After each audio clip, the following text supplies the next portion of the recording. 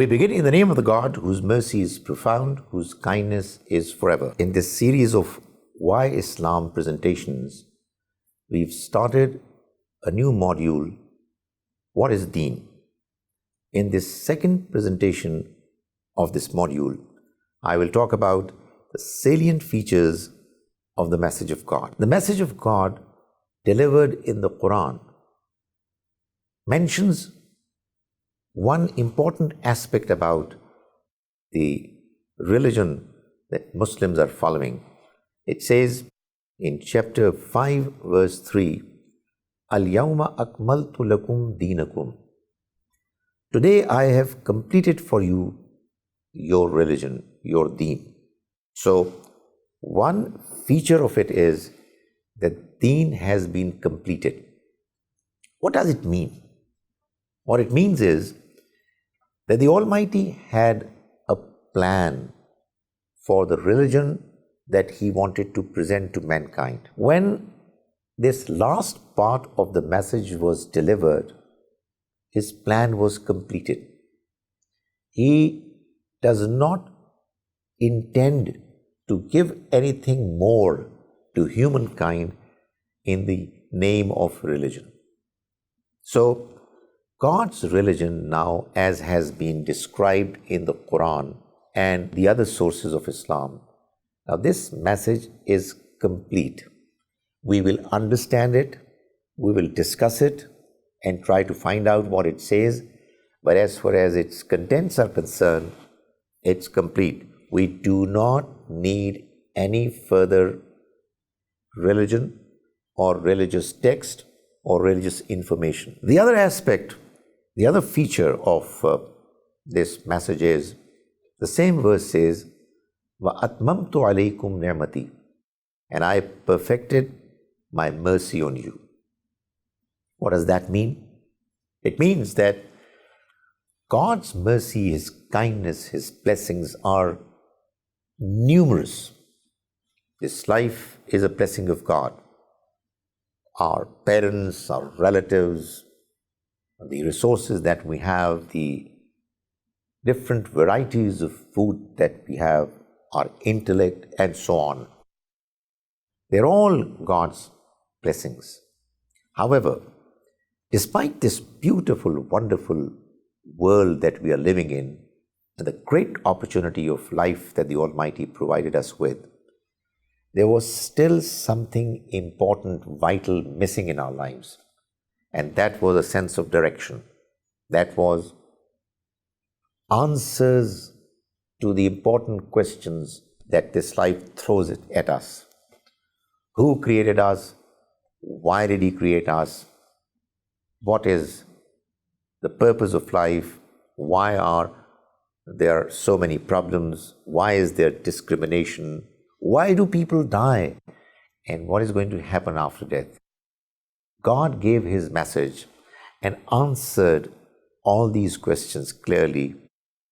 And now, therefore, we have a life which, as a consequence of receiving God's religion, God's message, it is as if His mercy has been perfected. We do not need anything further in this life. So that's the other feature of this religion. It enables us to feel as if the mercy, the kindness of the Almighty has been perfected. The next feature that I'm going to talk about is that this message, unlike some of the earlier messages, is meant for the entire mankind. There have been many prophets, many messengers, who delivered the message to their own nation and left this world. It was probably not possible for God's message to be delivered to the entire mankind earlier because there were no proper means of communication, of transportation. So if a person would come to deliver a message to a particular nation, that message would remain confined to the people who received it. It would be very difficult for the message to get to other people. But After having revealed God's message that we find in the Quran, the Almighty has declared that this message is meant for the entire mankind. This is what He has mentioned in verse 158 of chapter 7. It says, O Prophet, say to them, Inni Rasulullahi ilaykum jamia. I am God's messenger for you, all of you. So, the message that we have is now a message that is universal. It is the obligation of Muslims to behave properly, to be kind to fellow humans, non-Muslims, and bear in mind that the message that they have accepted as God's message is also to be politely delivered to others. Another feature of this message is that it is the very last message of God. There is going to be no further message from God that humans would receive. And why should there be any? Because the message has been completed. The mercy of the Almighty has been perfected. This reality has been mentioned by the Almighty in verse 40 of chapter 33. The Almighty says that Prophet Muhammad, may God's mercy be on him, is Khataman Nabiyyin. He is the seal of the prophets, the seal that has ensured that the plan of the Almighty of sending prophets, messengers to the mankind, that plan has now been completed and the seal of completion has been embossed. There is going to come no further prophet to this world. When this important decision was taken, and probably one of the reasons why it was taken was that God knew that the means of communication and transportation are going to improve so dramatically that one message would suffice for the entire mankind. Further messages would have caused confusion, unnecessary confusion. Now, when this decision was taken, then another decision was necessitated. The decision of making sure that the message of the Quran is the last message that the Almighty would deliver to the mankind before the Judgment Day would not have been possible to be implemented or justified had there not been another decision taken. And that was that this message is going to be fully preserved. It will not be allowed to be corrupted, to be altered. And that is exactly what the Almighty has mentioned in one of the verses of the Quran, which says, Inna nahnu nazzalna zikra. Indeed, we have delivered this message, revealed this message, wa inna lahu lahafizun, and we are going to make sure that it is fully preserved. This is a facility that was not available to the earlier messages. Not because the Almighty was not interested in those messages, but simply because God has created this life to test humans. And this test, this trial entails, it necessitates that people should be free to choose whatever they want to. So, if there were evil people who altered, corrupted God's earlier messages knowingly, no big damage done, because new prophets would come and let people know what the right message, what the right path is. However, once it was decided that no new prophet would come, then it was necessary that the message which the prophet brought be fully preserved, or else God's guidance would get completely confused, unclear, unavailable. So, this decision was necessary and it was taken and implemented. But how? It was implemented by two measures arranged to get underway.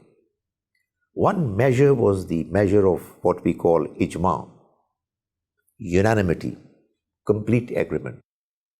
And the other measure was uninterrupted continuity of the message, that is tawatur.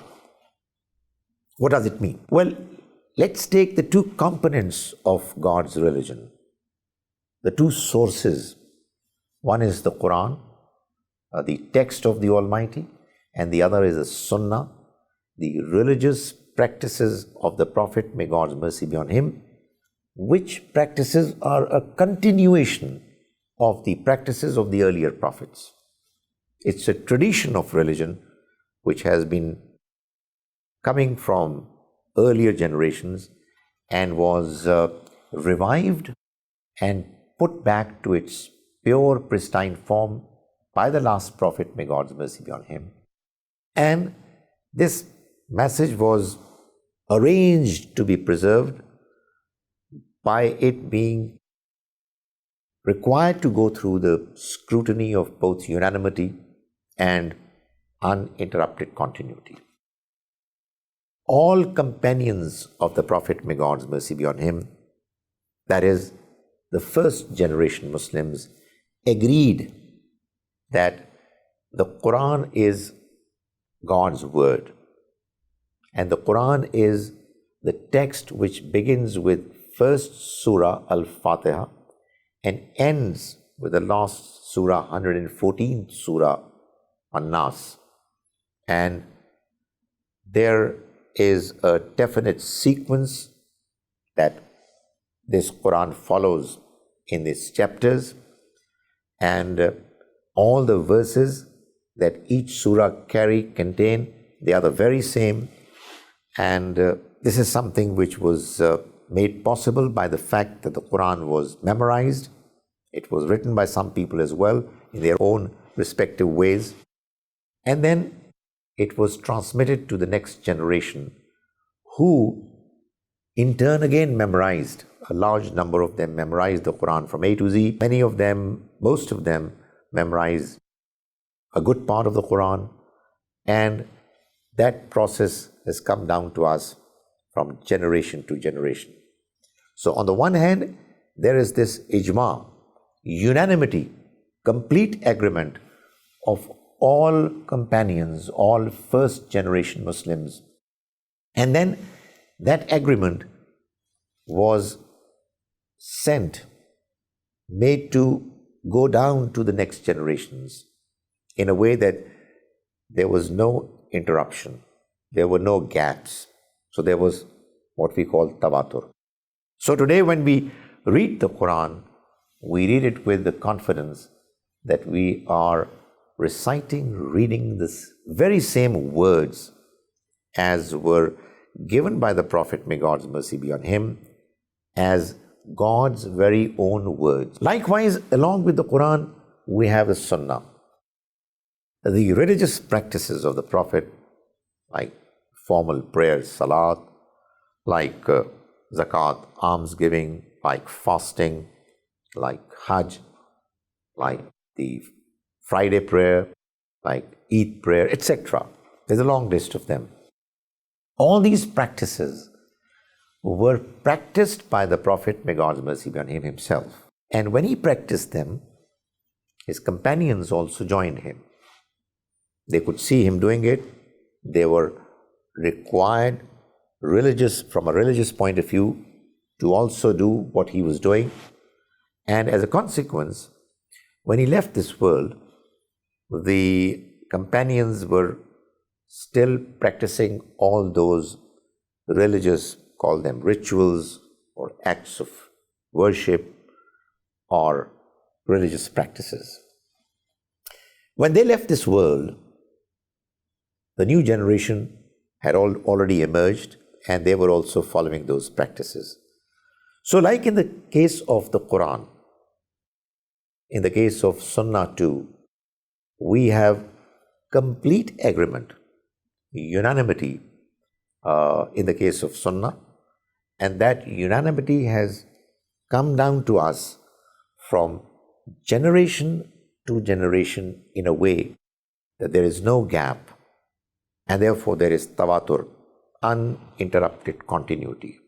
So we feel confident that the message that we have today with us in the form of the Quran and the Sunnah is the same message as was communicated by the Prophet of God as the message of God. We also have a third source, which is hadith, the narratives, the statements attributed to the Prophet, may God's mercy be on him.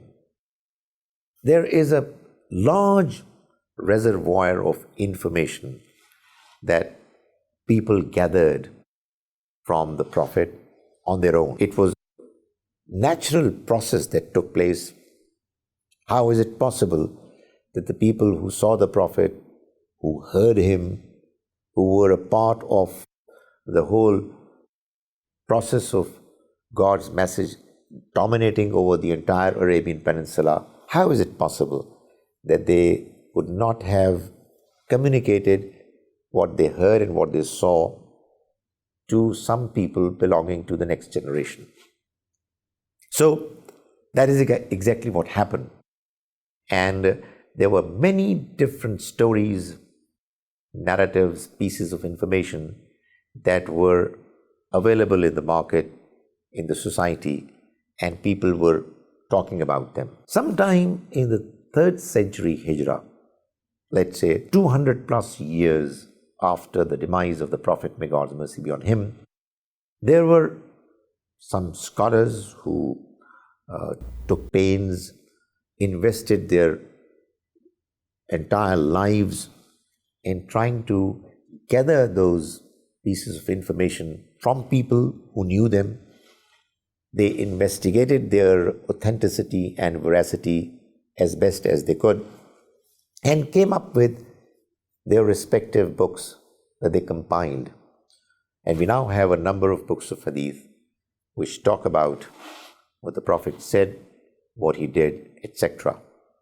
However, this source of information does neither satisfy the criterion of ijma, unanimity, nor does it satisfy the condition of tawatur, uninterrupted continuity. There were some people who had some information from the Prophet, there were others who had other information. There were many who did not communicate any information to the next generation that we know of. However, that fact doesn't really mean that this information is insignificant and unimportant. It is important because it talks about the Prophet, what he said, what he did. However, for this information to be dealt with for religious purposes, it is important that it is read, seen, and treated in the light of the Quran and in the light of the Sunnah, so that the Quran and the Sunnah are the two pillar sources of Islam, the only two authentic sources which were fully preserved. And Hadith is the other source, which is secondary, which is to be understood in the light of the Quran and Sunnah. Its proper position is as a footnote to the Quran and Sunnah, so that in the light of the Quran and Sunnah, if these narratives are read and understood, they will further clarify what the message of God is as delivered to us by the last Prophet Muhammad, may God's mercy be on him.